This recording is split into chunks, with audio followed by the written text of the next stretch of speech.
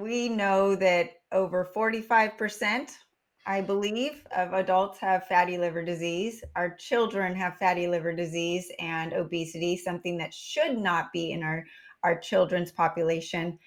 How is the liver affecting this equation? Because it's almost like the sugar and high processed foods are making liver health go down. Liver health go down is making the addiction for these foods even worse. And it's just this vicious cycle, right? And you have no fiber, no nutrients coming into the body. Our livers are also backed up by the microplastics and the toxins we're talking about in this decade. So let's talk about the liver, because my listeners know that I love my liver, and I always tell you, you got to take care of your liver. It is that main organ that is so important for overall health. Indeed. The liver is kind of the silent killer in this story. We always used to say hypertension was the silent killer. And, chronic kidney disease was the silent killer. And, now the liver's a silent killer as well. And you can basically fry your liver and not know it until it's, really too late. So we have this thing now called non-alcoholic fatty liver disease. The Liver Association rebranded it. It's now called metabolic associated steatotic liver disease. I think that's an absolute disaster. Really, what it ought to be called is diet associated fatty liver disease. So it went from NAFLD to MASLD. I think it should be called DAFLD, because it's always diet that gets you in trouble. And so the question is, what is causing that fatty liver? And the answer is sugar. Sugar is the primary cause. And it used to be alcohol, and now it's sugar. Okay, and kids don't drink alcohol, but 20% of children have fatty liver disease and they don't drink alcohol. And the reason is because fructose and alcohol are metabolized virtually identically.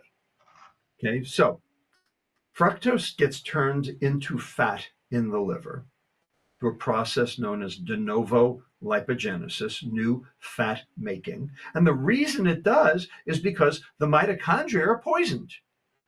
So if the mitochondria weren't poisoned, the fructose would make it all the way to ATP, but they are poisoned.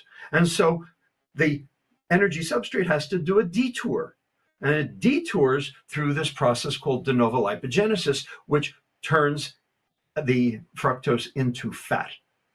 Now, that fat then gets packaged into something called triglyceride. Okay, very low density lipoproteins, which you measure in the serum triglyceride.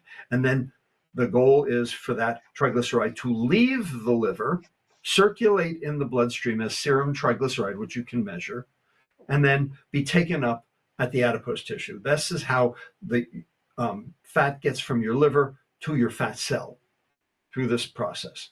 But that's only if you can package it. Turns out, in order to package it, okay, you have to be able to have certain other items available to you. The most important of which is choline. Choline, and choline you get from animal products. You get it from meat, basically.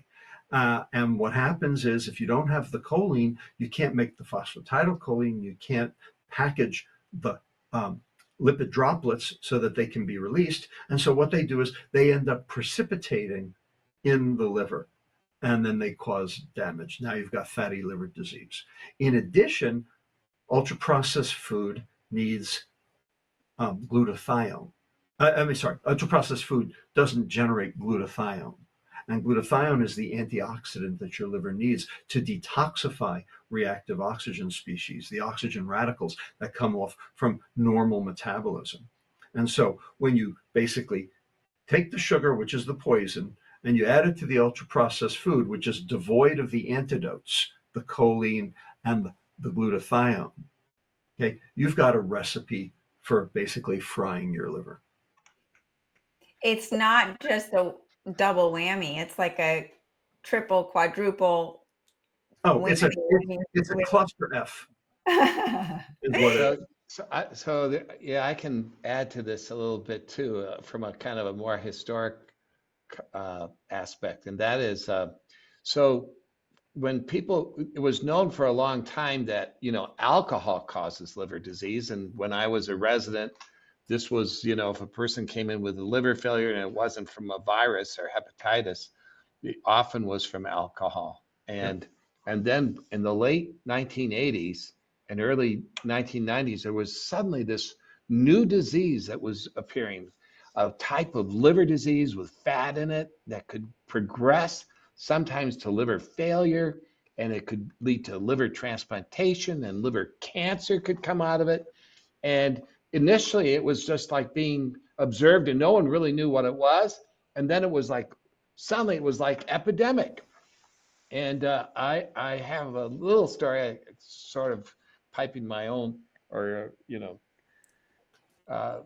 complimenting myself, So, Sarah, this is what happens yeah, when you get old guys on the show. yeah. So I exactly. So I was at the University of Florida, and this liver doctor got up and said, we have this mysterious epidemic. No one knows the cause, and she gave this beautiful story about it in a research conference. And I was aware that if you give fructose to a rat, you get fatty liver. Mhm. And so at the end I said, well, did you take a history on sugar intake in these people? And I would be happy to look in the liver biopsies to see if there's evidence of fructose metabolism, because fructose can do it. So she then went in, Manal Abdul Malik is her name, and Yep. she went and started doing epidemiology, and she found that all these people with fatty liver, they had a huge history of soft drink intake, of high fructose corn syrup intake, Sweet tea. of sweet teas, in North Carolina. and they had high uric acid, which we showed is linked with this. And then she sent me the liver biopsies, and we looked in the liver, and there was all these like fructose metabolizing enzymes that were all sky high. And she and I reported it, and that was like the very first paper linking high fructose corn syrup with fatty liver. At least in the human, there had been these reports in rats of fructose, and that kind of like, since then there have been like 1,000 papers on it, and it's pretty clear that this epidemic correlates with the bringing in high fructose corn syrup, and for the rise in the overall sugar intake that's occurred of sugar and high fructose corn syrup. So and now there are a lot of studies showing that if you can restrict or lower your sugar intake, you can improve your fatty liver. It's potentially reversible. And in fact, I think Rob probably did one of the most important studies on that, showing that fructose reduction could improve fatty liver in children. And Indeed. go ahead. We took 43 children from our clinic, all with metabolic syndrome, obesity plus at least one comorbidity, all high sugar consumers, most with fatty liver. And what we did was we studied them on their home diet, and then we catered their meals for 9 days. No added sugar. No added sugar. Now, if you do that, you're going to take the percent calories from sugar from 28 down to 10%. Now, if you do that, you're going to lose 350 to 400 calories per day out of the diet. And if you do that for 10 days, you might lose weight. Right. We didn't want these patients to lose weight, because if they lost weight, the critics would say, well, of course they got better, they lost weight. We wanted them to stay the same weight, or even gain weight for that matter. So we had to put the 350 to 400 calories back as something that wasn't sugar.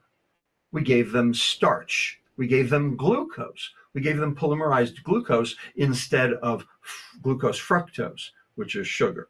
So basically what this was a glucose for fructose exchange done isocalorically, so that there was no change in calories and no change in weight. Just get rid of the sugar, add the starch. So in the vernacular, we took the pastries out, we put the bagels in. We took the sweetened yogurt out, we put the baked potato chips in. We took the chicken teriyaki out, we put the turkey hot dogs in. So we didn't give them good food, we gave them crappy food, we gave them ultra processed food. We bought the food at Safeway, just, like they would, all right? But it was chosen to be no added sugar food. So the fat was the same, the protein was the same, even the fiber was the same. The only thing that was different was the fructose was down, the glucose was up. That's it. And we gave them a scale, and every day we'd call them up on the phone, what'd you weigh? And if it turned out that they were losing weight, eat more! Because we wanted them to basically maintain a stable weight throughout the entire 10-day period. And then we studied them again after 10 days on their, quote, new diet, unquote. And lo and behold, the fat in their liver disappeared. Yeah. Their visceral fat went down. Their blood pressure went down. And their pancreas started making insulin properly again. We reversed their metabolic syndrome with no change in calories, no change in weight, just by getting rid of the offending agent. Yeah, that's fantastic. Yeah, I have a similar little story. You know, when we were looking at this fatty liver thing with Manal Abdul Malik, and we were inducing fatty liver with fructose in rats, my head technician came to me and said, you know, my son, who's 18, has been diagnosed with bad fatty liver. Mm. And the mom was an ultrasound tech. And so she could actually, you can look at fat with an ultrasound machine without having to you know, do a liver biopsy. So she could monitor how much fat was in his liver. So my technician said, hey, you know, my son drinks a lot of soft drinks.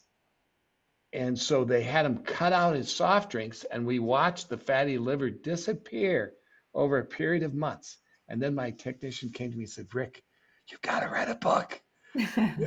You've gotta write about fructose. Says we can become rich, we'll patent this, you know. No, you can't patent that. But yeah, that's how it all started with my wonderful the guy in my lab who told me to you know, yeah, that's how I started.